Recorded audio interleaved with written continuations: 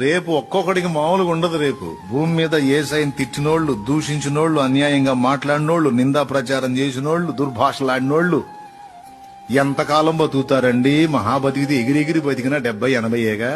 ఇప్పుడు షుగర్ బీపీల దెబ్బకి ఇంకా పెందలాడే.